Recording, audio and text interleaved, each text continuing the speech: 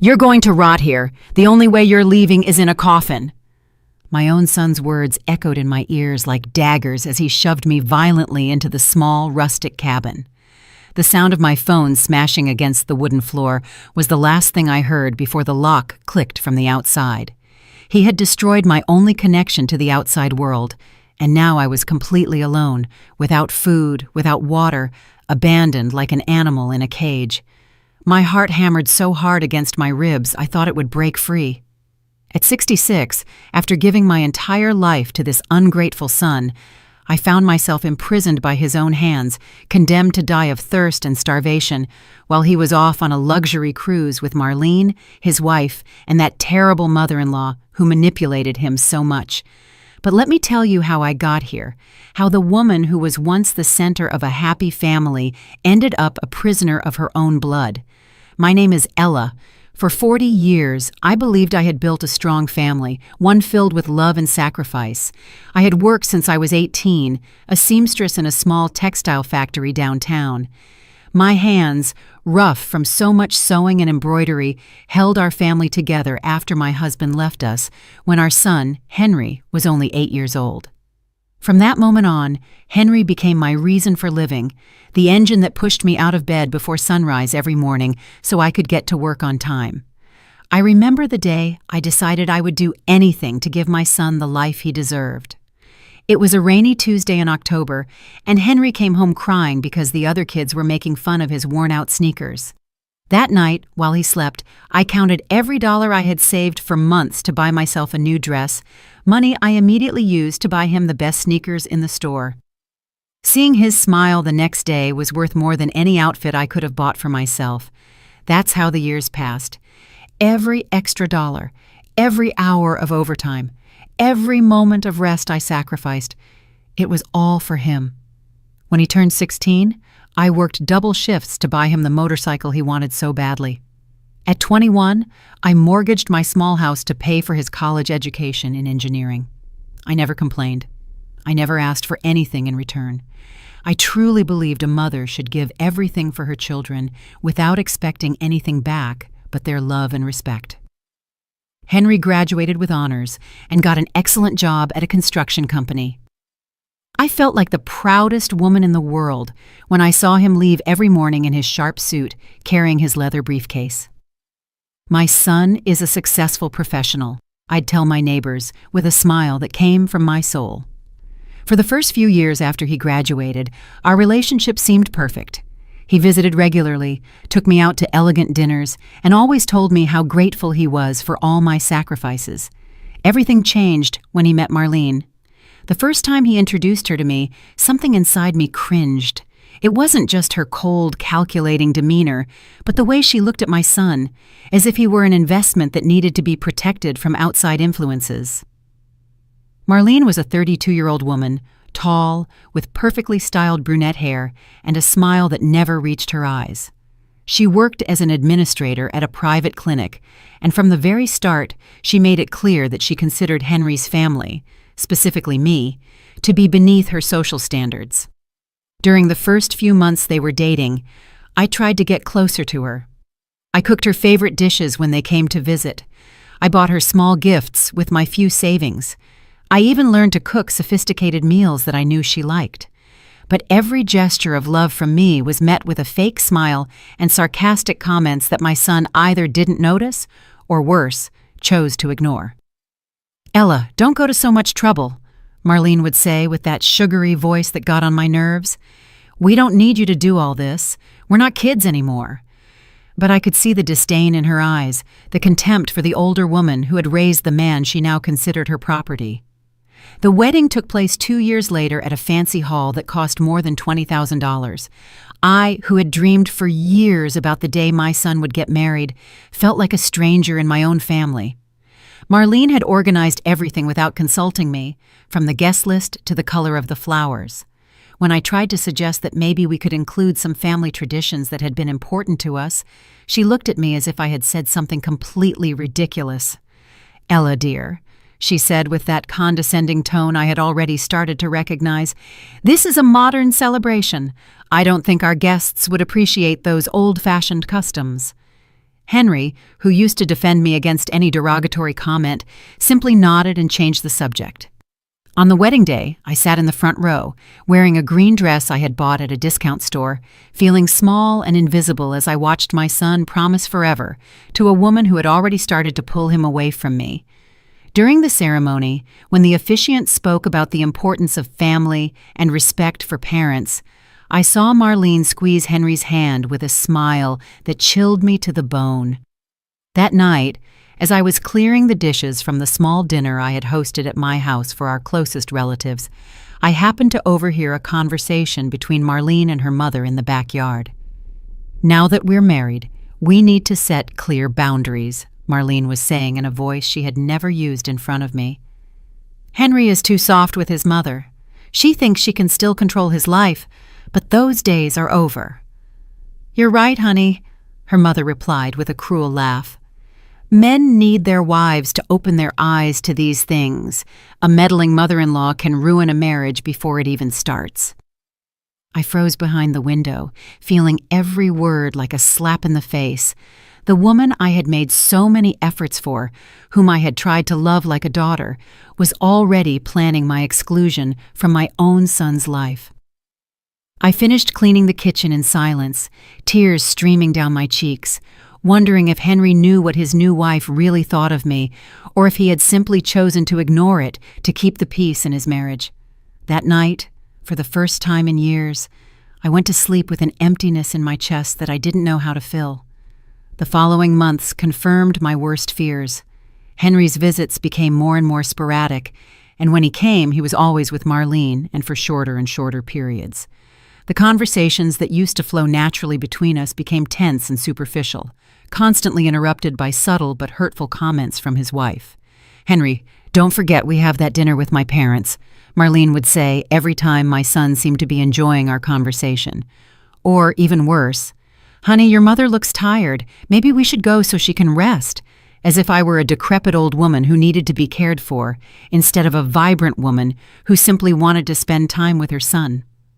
But what hurt me the most was seeing how Henry had begun to change. The loving and considerate son I had raised was transforming into a distant stranger, someone who seemed to be ashamed of his humble beginnings and of the mother who had sacrificed everything for him. The first time Henry spoke to me with contempt was on a Sunday afternoon, 3 months after his wedding. I had prepared his favorite lunch, the same chicken stew he had loved since he was a boy, and was anxiously awaiting his weekly visit. When he arrived, he was alone, which filled me with hope, thinking we would finally have some quality time as mother and son. But something in his eyes had changed. He was no longer the affectionate young man who hugged me when he arrived, but a stranger who greeted me with a cold kiss on the cheek and sat at the table as if he were fulfilling an annoying obligation. "Mom, we need to talk," he said, as I served the steaming stew onto his favorite plate, the same ceramic dish decorated with red flowers that I had bought to celebrate his 16th birthday. "Marlene and I have been talking, and we think it would be better if we started to have more space." His words hit me like a bucket of ice water. "Space? What does that mean, my son?" I asked, feeling my voice tremble despite my efforts to keep it steady. "It means that constant visits are affecting our marriage," he replied without even looking me in the eye, focused on stirring the stew as if it were the most important task in the world. "Marlene feels we don't have enough intimacy as a couple because I'm always coming over here." I sat across from him, feeling my legs shake. "Henry, you only come once a week. How can that affect your marriage? I just want to see you and spend time with you. You're the only thing I have." "Exactly! That's the problem!" he exploded, setting his spoon down on the table with a loud clatter that made the salt shaker jump. "I'm the only thing you have. Don't you realize how suffocating that is? I'm 30 years old, Mom. I can't keep being responsible for your happiness." His words were like daggers piercing my heart. The son I had worked for day and night, the one I had given up any chance of rebuilding my life for after his father abandoned us, was now telling me I was a burden on his existence. "I never asked you to be responsible for my happiness," I replied, my voice breaking. "I just asked you to love me as I have loved you. Is that too much to ask?" "Love shouldn't be a prison," he countered, repeating words that clearly weren't his own, but Marlene's. "You need to understand that I now have a new family, new priorities. I can't keep living to please you." That afternoon, Henry left without finishing the lunch I had prepared with so much love. I stayed alone in my small kitchen, watching the full plate of food grow cold, feeling as if something inside me had broken forever. For the first time in my life, I wondered if it had been worth sacrificing so much for someone who now saw me as a nuisance. The following weeks were a silent ordeal. Henry followed through on his threat to space out his visits. What had once been a sacred appointment every Sunday became sporadic appearances every 2 or 3 weeks, always accompanied by Marlene and always in a hurry to leave. During those visits, she took charge of every conversation, interrupting any moment of intimacy between my son and me with comments about their plans, their trips, and their new high-class friends. "Henry and I are thinking of buying a bigger house," Marlene announced during one of those visits while drinking the coffee I had specially brewed with imported beans that had cost me $30. "Something out of town, in one of those gated communities where there's more security and a better class of people." The way she said, "better class of people," while looking directly at me, made it clear that I didn't fit into that category. Henry, who would have once defended his mother from any implicit insult, simply nodded and continued eating the chocolate cake I had baked with him in mind. "What about this house, then?" I asked, referring to my home, the place where I had raised my son, where all our memories together were. "Well, it's yours, Mom," Henry replied with indifference. "You can do whatever you want with it. We won't be needing it anymore." Those words were a slap in the face. The house he had considered his home for 30 years was now just a place he wanted to get rid of, an uncomfortable reminder of his humble past that didn't fit with his new upper-middle-class life. But the worst was yet to come, right when I thought my relationship with my son had hit rock bottom. Marlene got a promotion at the clinic, and to celebrate, they organized a dinner at their new house, that modern mansion in the exclusive gated community they bragged about so much. I was not invited. I found out by chance when I called Henry to ask if he could come with me to the doctor. I had a test result come back with an irregularity, and I was scared. "I can't, Mom," he said in a cold voice I didn't recognize. "Marlene is having an important dinner with people from her work. It's very important for her career." "But you can't come with me before the dinner?" I insisted, feeling desperation take over. "It would only be an hour at the office. I'm afraid to go alone." "Mom, I need to help Marlene get everything ready. Can't you ask one of your friends to go with you?" What friends? For so many years, I had been so focused on him, on his education, on his well-being, that I had neglected my own social relationships. Most women my age were busy with their grandchildren, their husbands, with lives they had built in a more balanced way than I had. I hung up the phone and sat in my living room for hours, staring at the photos of Henry that covered the walls. There he was at 5 years old, in his first school uniform that I had so carefully washed and ironed every day. There he was at 12, proud with the medal he had won in the math competition, the same competition for which I had paid for extra tutoring by working weekends. There he was at 18, graduating from high school with honors, the day I thought all my sacrifices had been worth it. The next day, I went to the doctor alone. The results were benign, thank God, but the experience of sitting in that waiting room completely alone, surrounded by other women accompanied by their sons or husbands, made me feel the deepest loneliness of my life. When I called Henry to give him the good news, his response was a curt, "That's good, Mom," before he quickly changed the subject to tell me how successful Marlene's dinner had been and how they had impressed all the important guests. It was then that I began to understand that I had lost my son forever. He hadn't died, but the loving, grateful man I had raised no longer existed. In his place was an ambitious stranger who was ashamed of his roots and who had chosen a woman who systematically pushed him away from the mother who had given everything for him. The months passed, and the visits became even more infrequent. Henry only showed up when he needed something, for me to hold on to an important document for him, to prepare a specific dish to impress Marlene's bosses, or to borrow money for some unexpected expense that their new lifestyle demanded.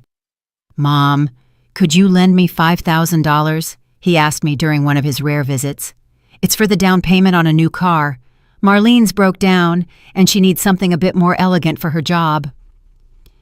$5,000 represented almost all of my savings, the money I had saved dollar by dollar for years in case I ever needed a medical emergency or a major house repair. But as always, I couldn't deny my son anything. "Of course, my son," I replied, feeling my heart shrink. "When do you need it?" "Tomorrow would be perfect," he said with a smile that for a moment reminded me of the sweet boy he used to be. "I promise I'll pay you back in 3 months." That promise was never kept. Every time I mentioned the loan, Henry had a new excuse. Unexpected expenses from the new house, a work trip that Marlene needed to take, or car repairs that had ended up costing more than they expected. The day I hit rock bottom was on a gray Tuesday in November. Exactly 8 months after the loan, he never paid back. I had been fighting a terrible flu for a week, with a high fever and a cough that tore at my chest. My 66-year-old body no longer responded as it once did, and for the first time in decades, I felt truly vulnerable and scared. I called Henry, hoping he could either come with me to the doctor again, or at least spend some time with me to make sure I was okay. His answer chilled me to the bone. "I can't go, Mom. Marlene and I have a really important appointment with the architect to remodel the kitchen. It's taken us months to get an appointment with him. He's the most sought-after architect in the city." "Henry, please," I begged, my voice hoarse with fever. "I just need someone to be with me for a few hours. I feel so bad, and I'm afraid I'll pass out." "Can't you call a neighbor or something?" he replied with an irritation that cut through me like a dagger. Marlene says that independent adults need to know how to take care of themselves without constantly depending on others. Marlene says, those 2 words had become the most painful phrase in my vocabulary. Everything my son thought, decided, or felt now passed through the filter of that woman who had managed to turn my loving boy into a cruel stranger. "I'm your mother, Henry," I said, feeling the tears mix with the fever. "Since when am I an other to you?" "Oh, Mom, don't be so dramatic. It's just the flu. Have some tea and rest. You'll feel better soon." He hung up without even saying goodbye. I was left holding the phone for several minutes, feeling something inside me die for good. The son for whom I had sacrificed my youth, my money, my dreams, my chances at love, had reduced me to an inconvenience that interfered with his important appointments.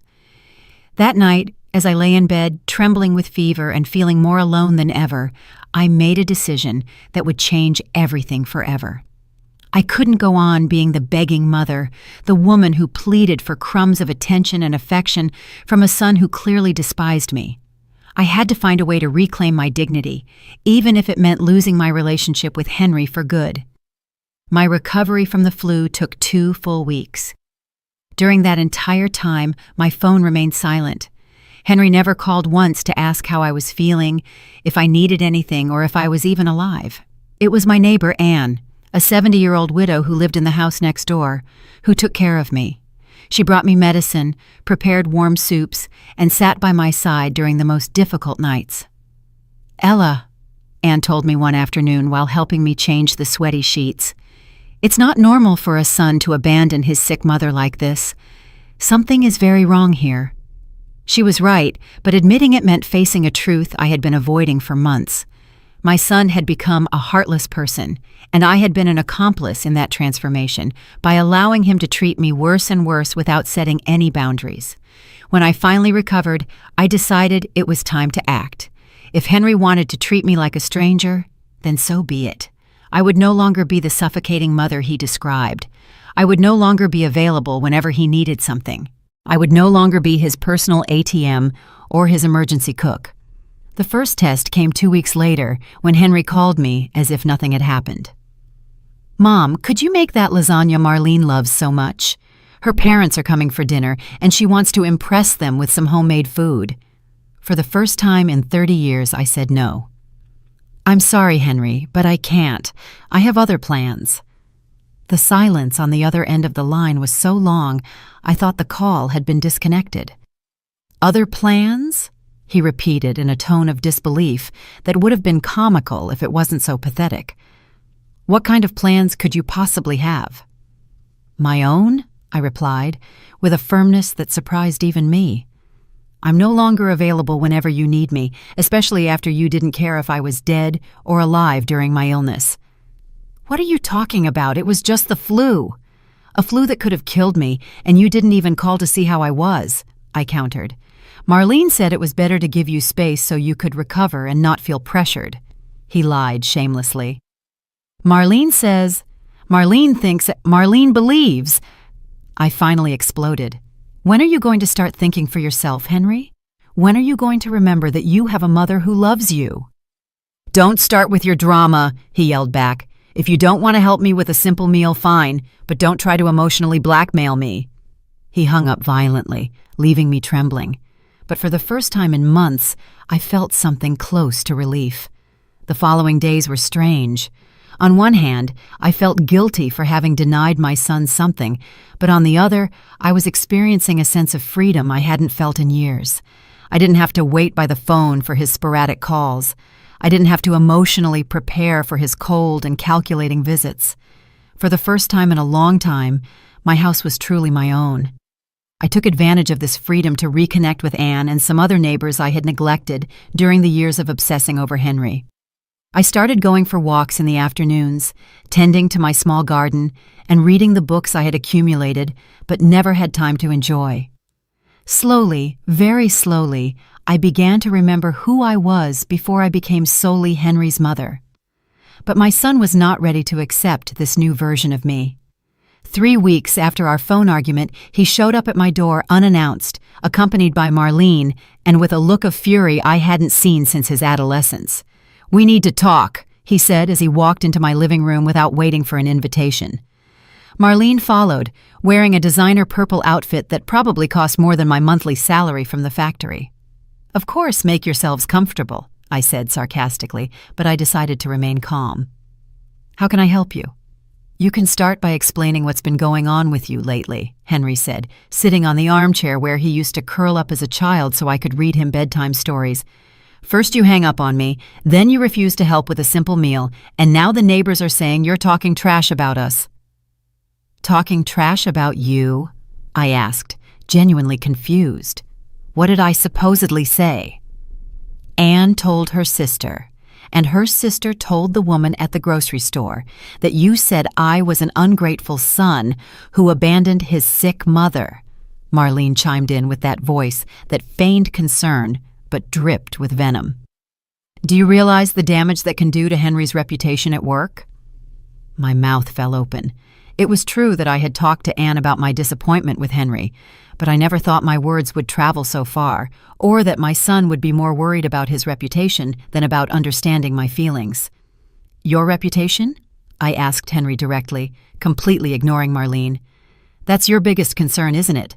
Not the fact that your mother felt abandoned when she needed you most." "Oh, please!" Marlene burst out before Henry could respond. "Ella, you're 66 years old. It's time you grew up and stopped acting like a spoiled teenager looking for attention." The silence that followed those words was deafening. I looked at my son, expecting that he would finally stand up and defend the woman who had raised him. I expected him to tell his wife that she had no right to disrespect me in my own home, that he would remember everything I had sacrificed for him. But Henry just stayed quiet, staring at his shoes like a scolded child. Henry's silence was more painful than any insult Marlene could have thrown at me. In that moment, seeing my 30-year-old son sitting there like a coward while his wife attacked me in my own home, I understood that I had definitely lost the boy I had raised with so much love. "I see you have nothing to say," I said directly to Henry, feeling a rage begin to replace the sadness I had carried for months. "I see you're going to let me be disrespected in my own house without lifting a finger to defend me." He finally looked up, but in his eyes there was no guilt or remorse, only annoyance. "Mom, Marlene isn't disrespecting you. She's just telling you the truth you need to hear. You can't keep living as if you're the victim of everything." "The victim?" I stood up, feeling all the frustration accumulated over the years begin to boil in my veins. I'm the victim for expecting a minimum of respect from my own son, for wanting you to care if I was dead or alive when I had 104-degree fever. It was just the flu, he also yelled, standing up. You couldn't expect me to cancel my whole life for a simple flu. It wasn't a simple flu. It was your sick and scared mother asking her only son to go with her to the doctor, I yelled back, feeling tears of rage begin to roll down my cheeks. It was the woman who worked double shifts to pay for your college, who mortgaged her house to give you a career, who gave up every chance to be happy so that you could have everything you wanted. No one asked you to do that. His response hit me like a punch to the stomach. No one asked you to sacrifice your life for me. Those were your decisions. For a moment, the world stopped around me. My own son, the man I had given everything for, was telling me that my sacrifices had not only been unnecessary, but unwanted, that everything I had done out of love had been a gigantic mistake that he now resented. You're right, I said with a voice I didn't recognize as my own, cold and calm despite the storm raging inside me. No one asked me to sacrifice my life for you. They were my decisions, stupid decisions, by a woman who believed that a mother's love meant giving everything without expecting anything in return. Marlene smiled with satisfaction, clearly enjoying the spectacle of seeing me destroyed by my own son's words. I'm glad you finally get it, Henry continued, cruelly encouraged by what he interpreted as my surrender. Now maybe you can start living your own life instead of trying to control mine. Oh, I'm going to live my own life, I assured him, feeling a strange calm come over me. In fact, I'm going to start right now. I walked over to the small table where I kept my important documents and pulled out the paper I had been avoiding looking at for months. The will I had written years ago, in which Henry was the sole beneficiary of everything I owned. You know what, son? I said, holding the document in front of him. You're right. My sacrifices were my decisions I now deeply regret making. But this house, these savings, this inheritance you were going to receive, these are also my decisions. Henry's eyes fixed on the paper with an expression I couldn't quite interpret. What are you doing? I'm making a new decision, I replied, walking toward the paper shredder I had recently bought to get rid of old documents. I'm deciding that I no longer want a son who despises me to inherit anything from the stupid woman who sacrificed everything for him. Mom, wait! He yelled, lunging toward me as I slowly fed the will into the machine. But it was too late. The document disintegrated into thin strips that fell into the bin like confetti of my liberation. What did you just do? Marlene asked me, her voice suddenly high-pitched with her true concern. Until that moment, she had just been the cruel wife enjoying the family drama, but now she realized she had just lost a considerable inheritance. I just did what my son asked, I replied with a smile that came from my soul. I just stopped making decisions based on a love that is clearly unrequited. Henry was pale, staring at the remnants of the will as if he couldn't believe what he had just witnessed. Mom, you can't do that. This house, your savings, I'm your only son. Exactly, I said, feeling a strength I didn't know I possessed. You're my only son, and you just told me that all my sacrifices for you were mistakes that no one asked for. So now I'm going to correct those mistakes. Are you insane? Marlene shrieked, completely losing her composure. You can't disinherit your own son just because you had an argument. An argument? I looked at her with a calm that surprised me. Marlene, dear, this isn't an argument. This is the result of months of humiliation, contempt, and abandonment. And this is what happens when you treat someone like trash for so long that they finally decide they deserve something better. Mom, please, Henry pleaded, reaching for me with his hands outstretched, as if I were a wild animal that needed to be calmed. You're acting impulsively. You're angry and not thinking clearly. On the contrary, I replied, stepping away from him. For the first time in years, I'm thinking with perfect clarity. I'm realizing that raising an ungrateful son was my biggest mistake, but it doesn't have to be my permanent one. You can't talk to your mother like that, Marlene yelled at Henry, but no longer from a place of moral superiority, but from the panic of seeing a fortune disappear before her eyes. Tell her something. Fix this. The irony was delicious. The same woman who had spent years poisoning my son against me, who had encouraged his every cruelty, was now demanding that he treat me well because her financial future was at stake. Look how interesting, I said, observing the growing desperation on both their faces. For months, Marlene, you've been telling my son that I was a toxic, controlling mother who needed to learn to be alone. And now that I'm finally following your advice, you realize that maybe it wasn't such a good idea after all. Ella, I never said those things, she lied shamelessly, but her trembling voice betrayed her. Of course you did.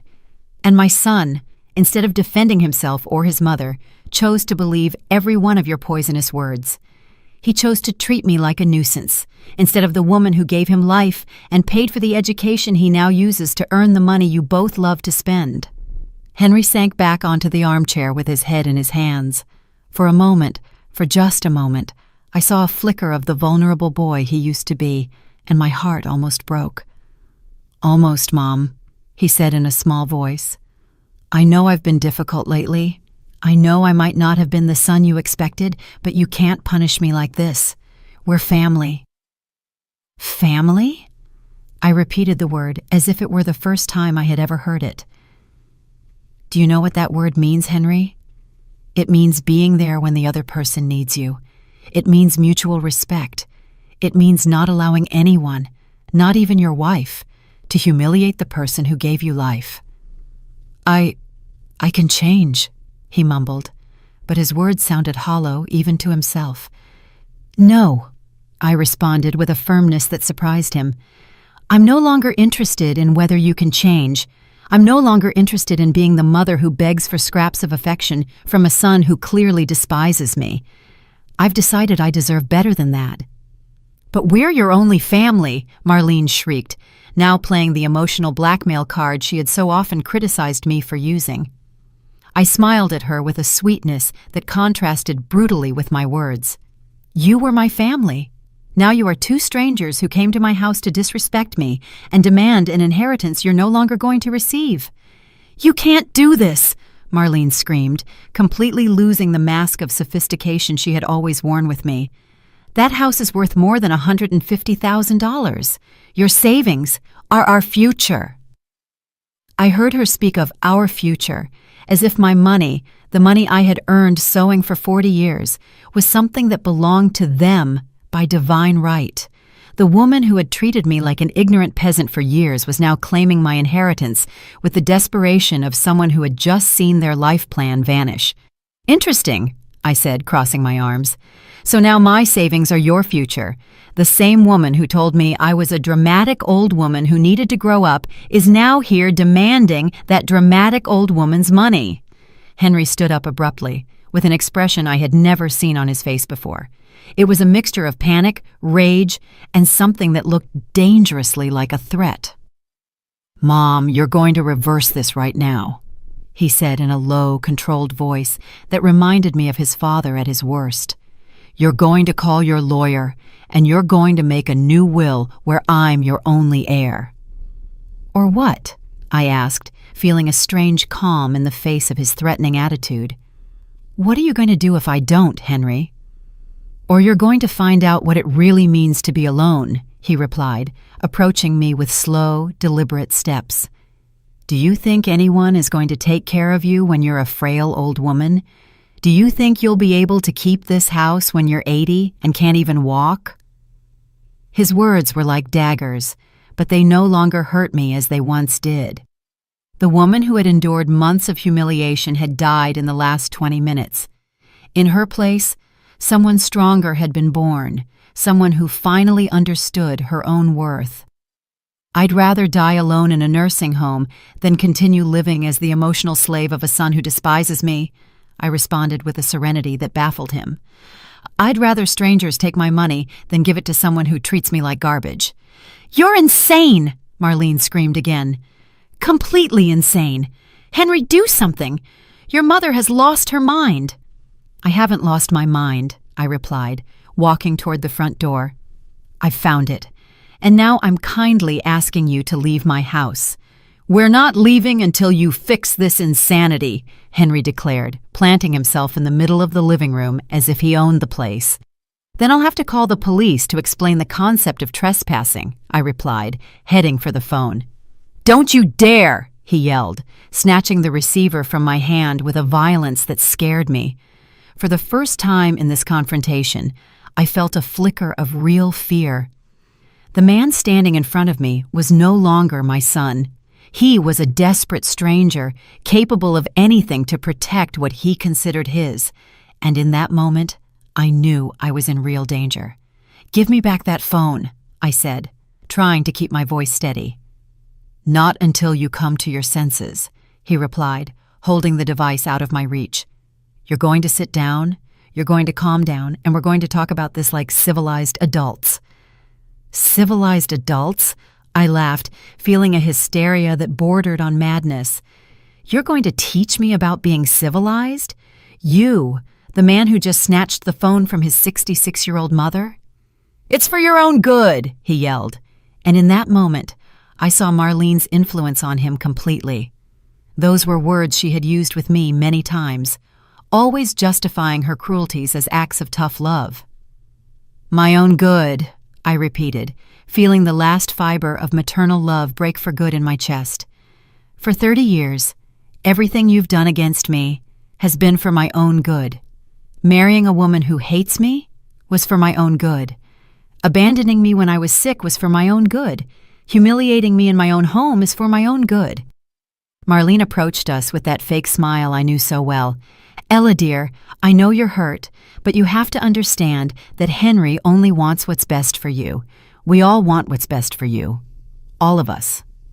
I looked at her with an incredulity that was almost comical. "You want what's best for me? You, the woman who spent 2 years poisoning my son against me? The woman who told me I was a dramatic old lady who needed to grow up?" That was just frustration in the moment," she lied pitifully. "You know we appreciate you very much." "You appreciate me?" I repeated her words as if they were a particularly funny joke. "You appreciate me so much that my son didn't speak to me for 2 weeks when I was sick?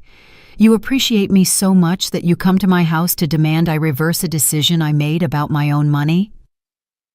Henry moved closer, still holding the phone out of my reach. "Mom, listen to me. You are going to make a new will. You are going to leave me this house and your savings, and we are going to forget this ridiculous conversation." "Or what?" I asked again, but this time with a smile that visibly disturbed him. "Or you're going to find out what it means to be completely alone," he threatened. "Without a son, without money, without anyone who cares about you."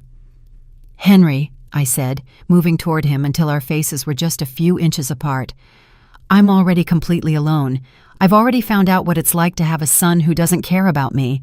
The difference is that now I've finally decided to do something about it." Something in my tone must have alarmed him, because for the first time since this confrontation began, I saw uncertainty in his eyes. "What do you mean by that?" "I mean you two are going to leave my house right now and you are never coming back. I mean I'm going to change the locks tomorrow. I mean I'm going to make a new will where all my money goes to charities that help single mothers, so no other woman makes the mistake of sacrificing everything for an ungrateful son." "You can't do that!" they both yelled in unison, like a chorus of greed and desperation. "I can and I will," I assured them, "and if you ever bother me again, I'm going to call the police and I'm going to tell them exactly what kind of people you are. I'm going to tell them how you treated an old woman, how you threatened her in her own home, how you snatched her phone when she tried to call for help." Henry stared at me for a long moment, and for an instant, I thought that maybe he was finally going to react like the son I had raised. I thought he was going to give me back the phone, that he was going to apologize, that he was going to remember who I was to him. Instead, he threw the phone against the wall with such force that it shattered, filling my living room with broken plastic and crushed wires. "There's your phone," he said with a cruel smile that chilled my blood. "Let's see how you call the police now." The silence that followed was absolute. The three of us stood staring at the remnants of the phone scattered on the floor, as if it were a perfect metaphor for what was left of our family relationship. "Henry," I said in a voice that sounded strangely calm, even to myself, "you just crossed a line that you can't come back from." "Is that so?" he challenged, puffing out his chest like a street bully. "And what are you going to do about it, Mom? You don't have a phone anymore. You don't have anyone to help you. You're completely at our mercy." Marlene smiled with satisfaction, clearly enjoying the spectacle of seeing me finally subdued and humiliated, as she had planned for so long. What neither of them knew was that they had just made the biggest mistake of their lives. I kept staring at the phone fragments for several seconds, feeling something fundamental change inside me. It was no longer fear I felt, or sadness, or even rage. It was something much more dangerous. An absolute calm, the serenity of someone who has finally seen the true nature of the people in front of them. "You know what, Henry?" I said, bending down to pick up one of the largest pieces of the destroyed phone. "You're right. I don't have a phone anymore. I don't have anyone to help me. I am completely at your mercy." His smile widened, interpreting my words as surrender. "I'm glad you finally understand the situation." "Oh, I understand it perfectly," I continued, holding the broken plastic fragment as if it were a precious relic. "I understand that my own son just destroyed my only way of communicating with the outside world. I understand that he is threatening me in my own home. I understand that his wife is here, enjoying every second of my humiliation." Marlene came closer with that expression of triumph she had so long waited to show me. "Now maybe you can be reasonable, Ella. Making that new will is the only intelligent thing you can do in this situation." "You're right," I replied, dropping the piece of phone. "That's exactly what I'm going to do." They exchanged a look of absolute satisfaction, believing they had finally broken me. They had no idea that what had just broken wasn't my will, but the last chains that tied me to them out of love. "Perfect," Henry said, relaxing his shoulders. "I knew you would come to your senses. We'll go to the lawyer tomorrow morning and get all this settled." "Tomorrow," I repeated, nodding slowly. "Of course, tomorrow." "And in the meantime," Marlene added with that poisonous smile, "you should reflect on how you've been behaving lately. A little humility would do you good." "Humility," I murmured. "Yes, I definitely need more humility." Henry headed for the door, clearly satisfied with the outcome of his intimidation. "We're leaving now, but we'll come for you first thing in the morning, and you'd better be ready to cooperate." "Of course," I assured them, following them to the exit. "I'll be completely ready." Marlene stopped at the threshold and looked at me with the condescension she had perfected. "Ella, I know this has been hard for you, but one day you'll thank us for opening your eyes. Sometimes tough love is the only thing that works." "Tough love," I repeated her words. "Yes, I definitely need to learn more about tough love." They left without saying goodbye, leaving me alone in my house with the remains of my phone and something much more important: absolute clarity about who the people who had just walked out my door really were. I waited until I heard the sound of their car driving away before I moved.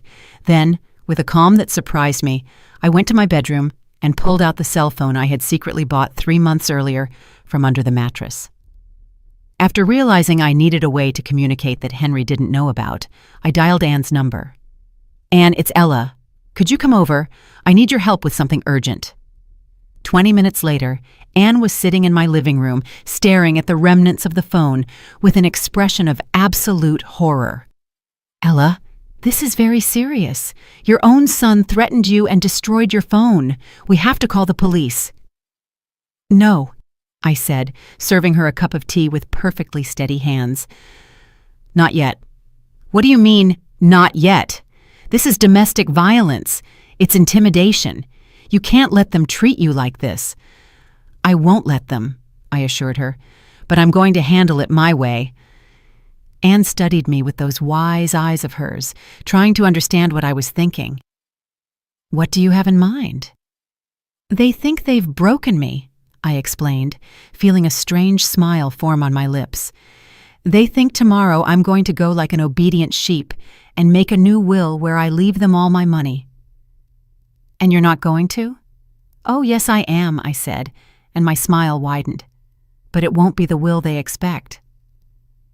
I explained my plan to Anne, who at first tried to dissuade me, insisting that it was too risky. But when I told her all the details of how they had treated me over the past few months, when she saw the remains of the phone and truly understood what had happened that afternoon, her expression completely changed. "Are you sure you want to do this?" she finally asked me. "I've never been more sure of anything in my life," I replied. "For 30 years I've allowed myself to be treated badly out of fear of losing my son's love. But today I realized that love was lost a long time ago. What's left isn't love, it's habit, convenience, and greed." Anne nodded slowly. "What do you need me to do?" "I need you to be my witness," I said. "I need you to see exactly how they behave toward me, so that when all this is over, you can testify about what really happened." That night, I couldn't sleep, but it wasn't because of fear or anxiety. It was because of the strange sense of freedom I was experiencing. For the first time in decades, I was going to take total control of my life. I was going to prove to Henry and Marlene that they had completely underestimated the woman they thought they had domesticated. At 6 a.m, I called the lawyer who had drawn up my original will. I explained that I needed to make some urgent changes and asked him to come to my house that same morning before Henry and Marlene arrived. "Are you sure about these changes, Ms. Ella?" the lawyer asked me after reviewing the new instructions I had given him. "They're quite drastic." "Completely sure," I confirmed, signing each page with a determination I hadn't felt in years. "And I want it to be absolutely clear that I am making these decisions in full use of my mental faculties, without any coercion." "Understood. The documents will be filed immediately." At 10 a.m, just as they had promised, I heard Henry's car pull up in front of my house. Anne was hiding in the kitchen, from where she could hear everything happening in the living room. My cell phone was recording, hidden among the couch cushions. I opened the door before they could knock, with a perfectly acted expression of resignation. "Good morning," I said in a submissive voice. "I was expecting you." Henry walked in with the arrogance of a conqueror he had shown the night before. "Perfect. I see a night of reflection did you good." "Yes," I murmured, keeping my gaze low. I understood everything perfectly. Marlene studied me suspiciously, as if she sensed that something wasn't quite right, but the performance of a defeated woman I was putting on seemed to convince her. "Did you call the lawyer?" Henry asked me. "He already came," I informed them. "The new will is already done." They exchanged a look of absolute triumph. They had won, or so they thought. "Excellent," Marlene said, sitting on my sofa as if she owned the house. "And what exactly does it say?" I showed them a copy of the document, watching their eyes light up as they read the first lines. What they didn't know was that what they held in their hands was a fake copy, prepared specifically for this moment. "Perfect," Henry murmured, reading about his complete inheritance. "I knew you would come to your senses." "Yes," I said, feeling the adrenaline begin to rush through my veins. I came to my senses completely. "Now that this is settled," Marlene said, putting the fake copy of the will in her purse like a trophy, "we need to talk about some other practical matters." "What kind of matters?" I asked, perfectly maintaining my act as a submissive, defeated woman. "Well," Henry chimed in, making himself comfortable in the armchair as if he were the new owner of the house. "Now that we know this property will eventually be ours, Marlene and I have been thinking that maybe it would be better if you moved to a place more appropriate for your age." "Appropriate for my age?" I repeated, feeling the rage begin to boil in my veins, but keeping my voice calm. "Yes, Mom, a place where you can receive the care you need. A senior living facility, maybe something with medical staff available 24/7. Marlene nodded with enthusiasm. We've been looking into some very good options, places where you can socialize with people your own age, where you won't have to worry about maintaining this big house." "I see," I murmured, clenching my fists behind my back. "And when would I have to make this transition?"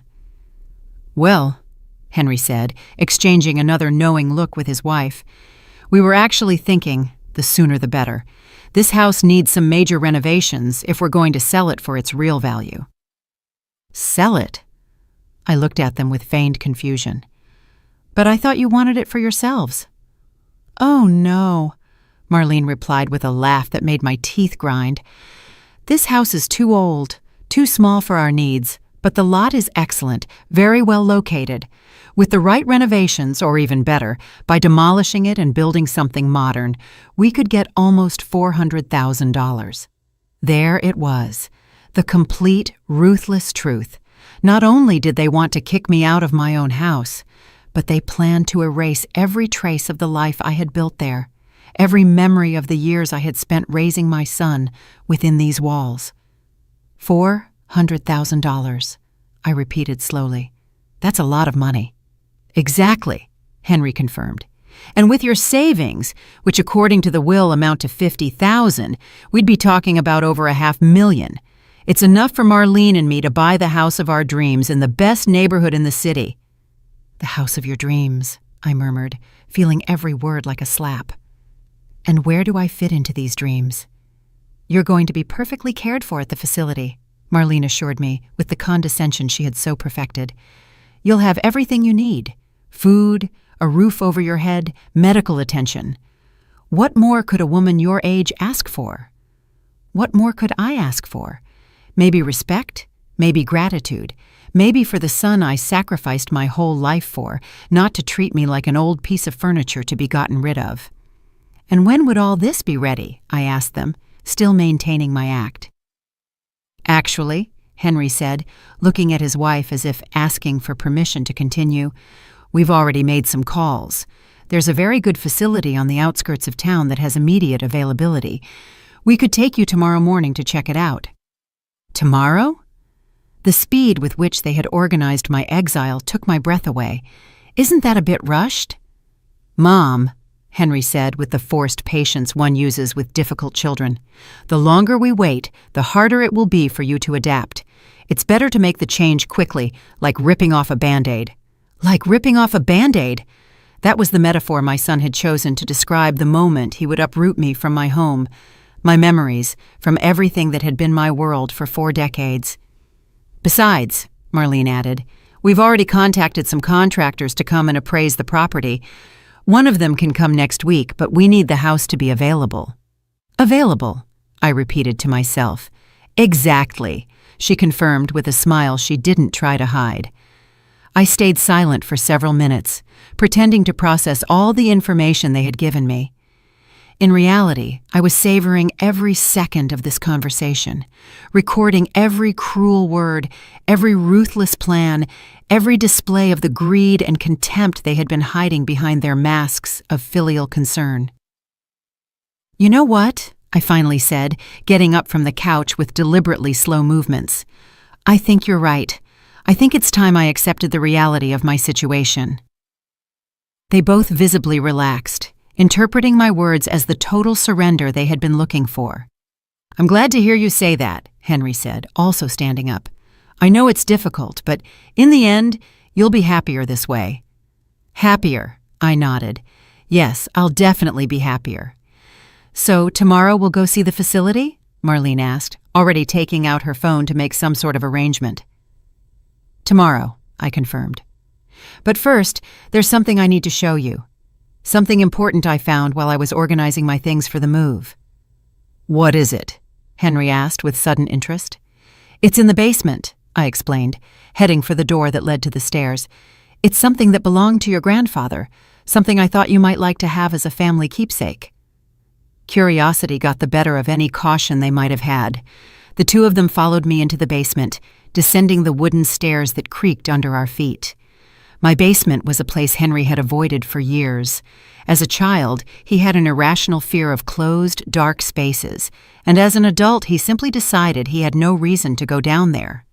What he didn't know was that I had turned that space into my private sanctuary, the place where I kept all my most precious memories and some other items I had been collecting for years.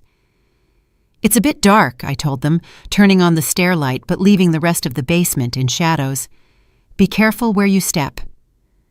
We reached the bottom of the stairs, and I flipped on the main light. The basement lit up, revealing what I had been preparing for months without their knowledge. "What is all this?" Marlene asked, looking around with a mixture of confusion and alarm. The walls were covered with photographs, documents, and newspaper clippings. But they weren't normal family keepsakes. They were evidence. There were photos of the bruises I had gotten after the times Henry had shoved me during our arguments.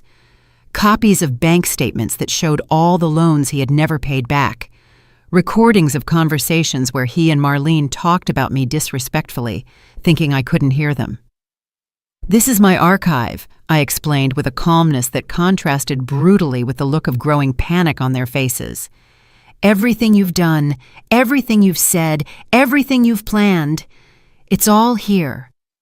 Henry walked up to one of the walls, reading some of the documents with a paleness that gave me immense satisfaction.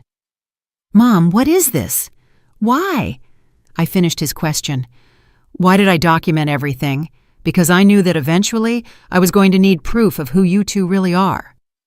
Marlene had found the transcripts of some of their cruelest phone conversations I had secretly recorded over the last few months. "This is illegal!" she shrieked, holding the papers with trembling hands. "You can't record private conversations." "Actually, I can," I informed her. "In my own home, I have the right to record any conversation, and considering I was documenting emotional and financial abuse, any court would consider it completely justified." The silence in the basement was deafening.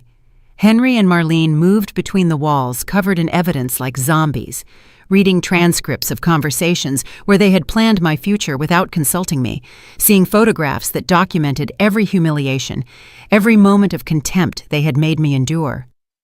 "This right here," I said, pointing to a particular section of the wall, "is every time you borrowed money from me and never paid me back a single cent. In total, you owe me $47,000. Henry approached the documents, his face getting paler and paler. "Mom, those weren't loans. They were family assistance." "Family assistance?" I laughed with a bitterness that came from my soul. "Is that what you call theft now? Because right here I have recordings of you promising to pay me back every cent." Marlene had found the most damning photographs. Images of her going through my drawers without permission during their visits. Documents that proved she had been looking into the value of my property without my knowledge. Even screenshots of her text messages making fun of me with her friends. "How did you get all this?" she asked, her voice trembling with pure rage. "Your mistake, dear Marlene, was to completely underestimate the dramatic old lady you thought you had domesticated," I replied. "It turns out this old lady learned to use security cameras, recording apps, and many other modern tools during the months you thought I was losing my mind." In the center of the basement, there was a table with something neither of them had noticed until that moment, an open laptop with an active video call. "What is that?" Henry asked, walking toward the screen. "Oh, that," I said with a smile that came from my heart. "That's my life insurance. For the last 20 minutes, everything we've said up here and down here has been live-streamed to several very important people. The screen showed multiple video windows, a lawyer specializing in elder abuse, a social worker, Anne from my kitchen, and to my ultimate satisfaction, Mark, my neighbor who worked as an investigative journalist for the local newspaper. "Ella," the lawyer exclaimed from the screen, "are you okay? Do we need to call the police?" "I'm perfectly fine," I replied, without taking my eyes off the faces of absolute horror on Henry and Marlene. "In fact, I've never felt better." "Turn that off!" Marlene screamed, lunging for the computer, but I was faster and closed it before she could reach it. "Too late," I informed her. "Everything is already recorded and saved in multiple locations. Your plans to put me in a facility, your comments about demolishing my house, your confession about the $400,000 you expect to make from my property, all of it." Henry fell into an old chair I had in the basement, his head in his hands. "Mom, what have you done?" "What I should have done months ago," I replied. "Protected myself from you two."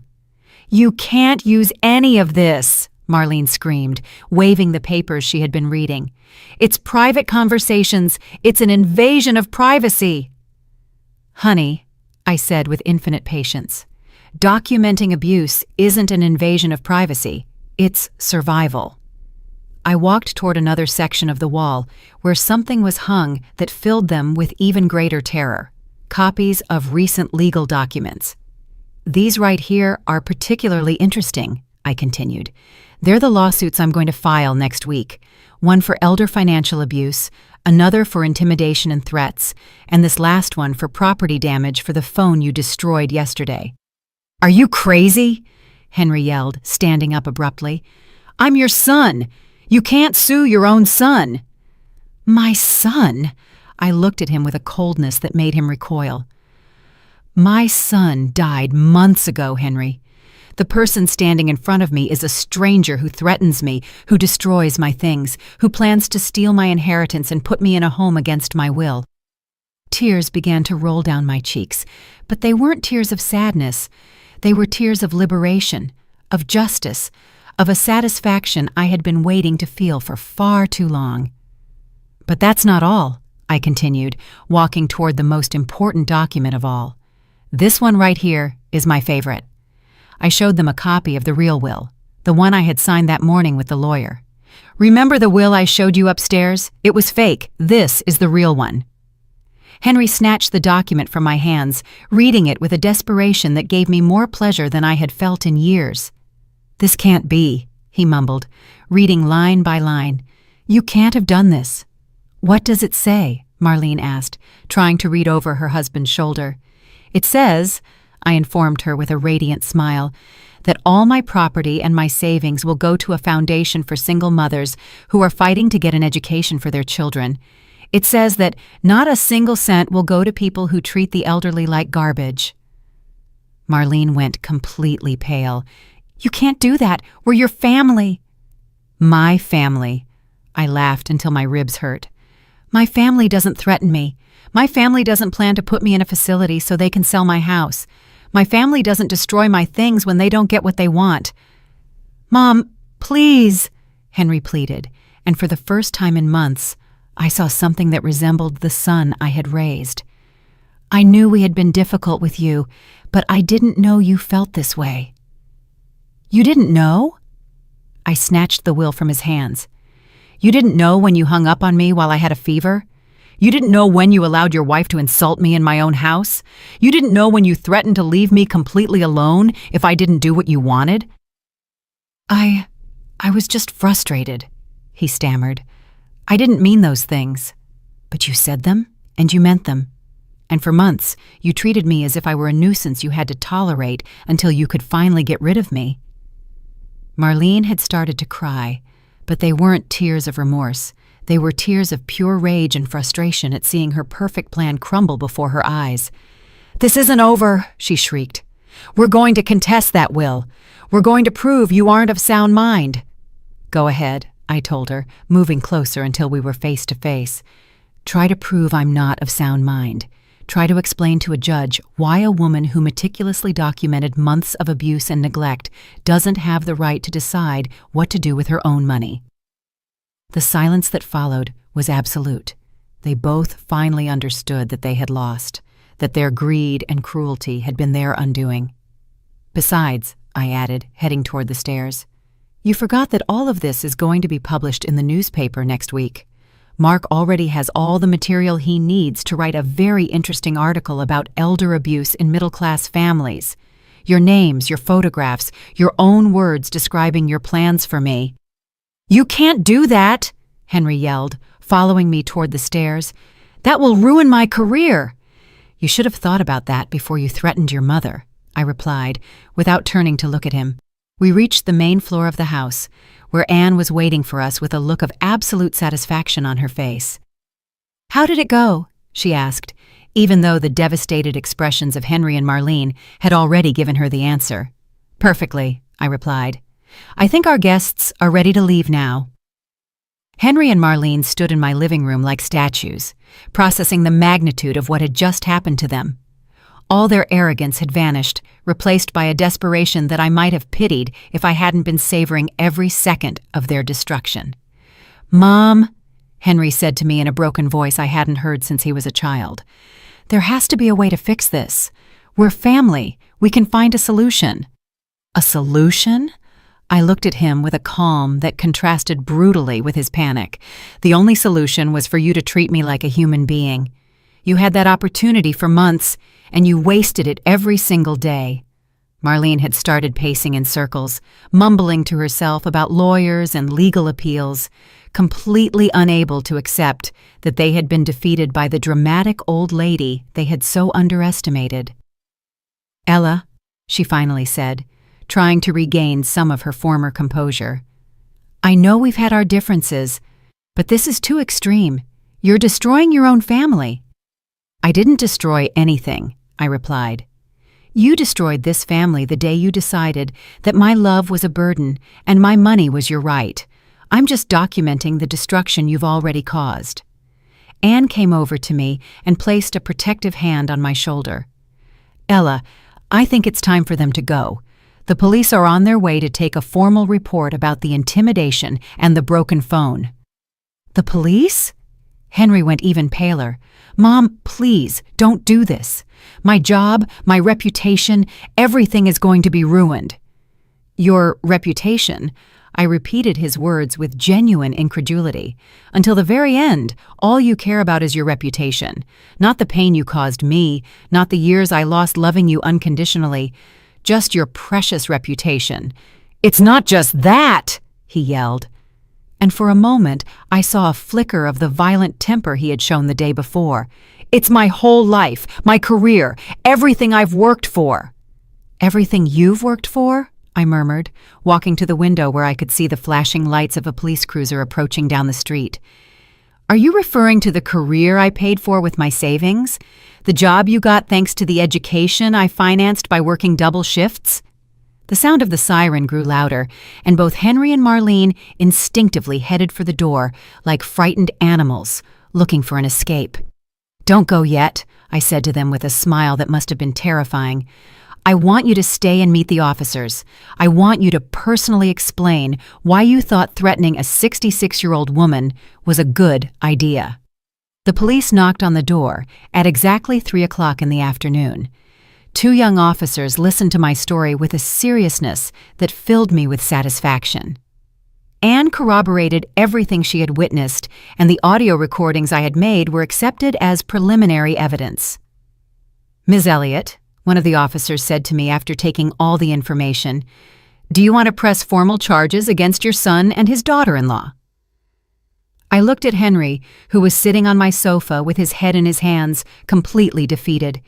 For a second, just 1 second, I felt a flicker of the maternal love that had defined my life for so many years. Then I remembered his words from the day before. "No one asked you to sacrifice your life for me." I remembered the cruel smile with which he had destroyed my phone.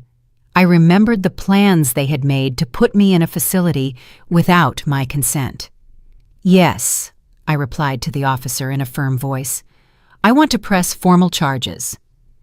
The legal process that followed was exactly as devastating as I had expected. The local newspapers covered the story in great detail, especially after Mark published his investigative article titled "The Price of Indifference: When Children Become Predators." The company where Henry worked fired him after the scandal reached his supervisors. Marlene lost her position at the clinic when the administrators decided that a person involved in elder abuse was not appropriate for a medical environment. But what gave me the most satisfaction was not their professional ruin, but something much simpler and more personal. One afternoon, 3 months after all the legal drama, Henry showed up at my door. He was alone, without Marlene, with a defeated expression that would have broken my heart under other circumstances. "Mom," he said when I opened the door, "can we talk?" I looked at him for a long moment, studying his haggard face, his deep, dark circles, the way he had aged years in just a few weeks. "No," I replied simply. "Please," he pleaded, and tears began to roll down his cheeks. "I've lost everything. My job, my reputation, my marriage. Marlene left me last week. I have nothing." "Now you know how that feels," I said with an absolute calm. "Now you know what it's like to lose everything because of someone who's supposed to love you." "Mom, I'm sorry. I'm so sorry about everything. I know I was terrible to you. I know you didn't deserve anything we did, but I'm your son. There has to be some way to fix this." For a moment, I felt the familiar temptation to comfort him, to open my arms and forgive everything as I had done so many times before. But then I remembered something I had learned during these months of freedom. Forgiveness without consequences isn't love. It's cowardice. "Henry," I said, keeping the door ajar, "for 30 years I forgave you for every cruelty, every moment of contempt, every time you treated me as if I were less important than anything else in your life. I forgave you because I thought that's what loving mothers do." "Exactly!" he exclaimed, trying to move closer. "You're my mother. You love me." "I loved you," I corrected him. "I loved the sweet boy who used to hug me when he had nightmares. I loved the ambitious young man who promised me he would one day give me back everything I sacrificed for him. But that boy, that young man, they died a long time ago. The person standing in front of me is a stranger who chose greed over love, who chose cruelty over gratitude." "Can I change?" he yelled desperately. "Can I go back to being the son you want?" "I don't want you to change for me," I said, starting to close the door. "If you ever change, let it be for yourself, because you realize that the person you became is despicable. But it's no longer my responsibility to fix you." "Mom, please!" He put his foot in the door, preventing me from closing it completely. "You can't abandon me like this. I'm your only son."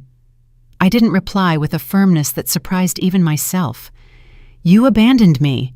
I'm just officially acknowledging something that happened months ago." I gently but firmly pushed his foot away and closed the door. I heard his sobs on the other side, his pleas, his promises of change that came far too late. I stayed on the other side of the door for several minutes, listening to the man who had once been my reason for living completely fall apart on my porch. Part of me wanted to open it, to comfort him, to go back to being the mother who forgave everything. But a stronger part, the part of me that had been reborn in that basement full of evidence, the part that had learned to value herself, stood firm. Finally, I heard his footsteps walking away, the sound of a car starting, and then silence. I went to the kitchen where Anne was waiting for me with a cup of hot tea and a proud smile. "How do you feel?" she asked me. "Free," I replied, taking the cup with hands that no longer trembled. For the first time in 30 years, I feel completely free. That night, as I got ready for bed in my house, which no one was going to take from me anymore, I reflected on everything that had happened. I had lost my only son, but I had gained something infinitely more valuable: my dignity. At 66, I had learned that self-love isn't selfishness, it's survival. I had learned that setting boundaries isn't cruelty, it's a necessity. I had learned that sometimes the only way to save what is left of your soul is to cut the ties that are destroying you. I gave everything for a son who saw me as a walking ATM, but now, finally, I was going to give everything for the only person who truly deserved it, myself. And for the first time in decades, that perspective didn't scare me, it excited me.